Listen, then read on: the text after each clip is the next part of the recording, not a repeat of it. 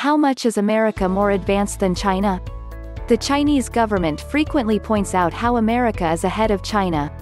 Currently there's a tug-of-war between rich and poor Chinese provinces over sharing retirement funds. Beijing wants to pool the entire nation's resources and make pensions fully portable so that migrant workers can benefit from their contributions to, say, Shanghai's retirement fund when they return to their home village to retire. Shanghai doesn't want to share, so the head of the National Pension Program is trying to shame them into cooperating. Look at the United States. Workers there can work anywhere and live anywhere and even retire anywhere because their social security benefits are fully portable. We keep saying we want workers to be mobile, to be free to move wherever they can make the biggest contribution to the economy, yet we tie them down with non-portable retirement programs. The American program is much fairer, farsighted, and beneficial for the national economy. And, of course, the Chinese government is always pointing to American workers' productivity as a way to urge workers to upgrade their skills and employers to upgrade their equipment, hence the big push for automation. If we want greater prosperity, we have to be like the Americans and produce more for less. America's Environmental Protection Agency has been held up as a model for China, too, and EPA experts have been very active throughout China, advising on legislation, regulation and enforcement. Everyone wants clean air and water like America, right? So let's do what America does. As you can tell, China's government is focused on quality of life issues, where China is rapidly closing the gap.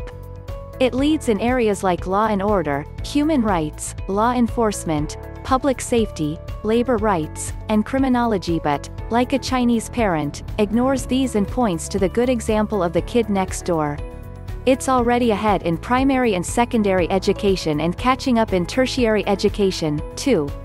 It also leads in all fields of engineering and all aspects of sustainable energy research, and in technologies like supercomputing, speech recognition, graphenics, thorium power, pebble bed reactors, genomics, thermal power generation, quantum communication networks, ASW missiles, in-orbit satellite refueling, passive array radar, metamaterials, hyperspectral imaging, nanotechnology, UHV electricity transmission, electric vehicles, high-speed rail, radio telescopy, sustainable energy manufacturing, hypersonic space weapons and satellite quantum communications.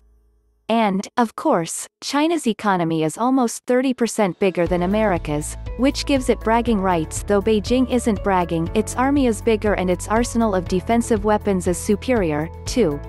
China is competitive in all areas and ahead in some. Quite a shock for people who haven't been paying attention. This is actually completely irrelevant. What matters is how fast each one is moving forward, and here China is the leader, big time. I have read Science and Nature for a very long time, and one trend showed up: the number of publications that come out of China, as well as what kind of science. There are areas where they are ahead of us. Anther is social investments, that is, what is benefiting the country in the years to come. This has always been the backbone of every civilization, with the most important one: infrastructure. What we have is not only yesterday, it is in miserable shape because of neglect. China, if we were to start follow suit, pouring the same efforts into it as Apollo, or developing the best stealth fighter or aircraft carriers, if you allow me to be sarcastic, it would still be decades before catching up. But this isn't the biggest threat for us. Several years ago I read an extract of the education plan of the central government.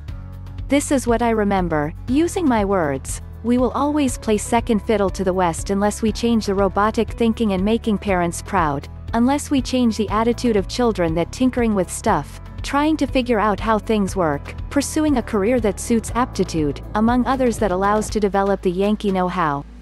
If we start today, it will take 3 generations and we will be where the US is today.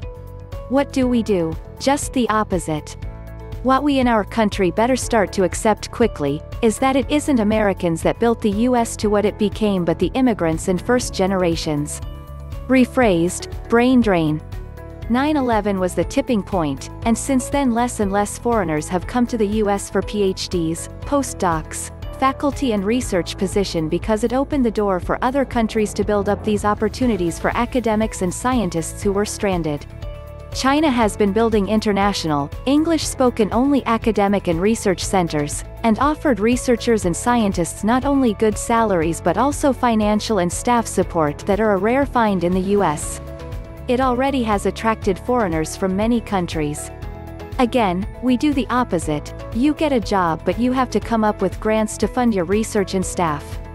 I do not know where it originates, or who said it first. Societies evolve and grow when focus is on production, and decline when focus is on capital. Look no further than Detroit to see how true this is.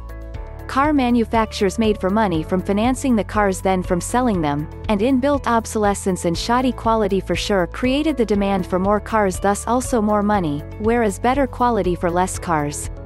Were it not for the imports, we all be driving Trabants and AMC Paces.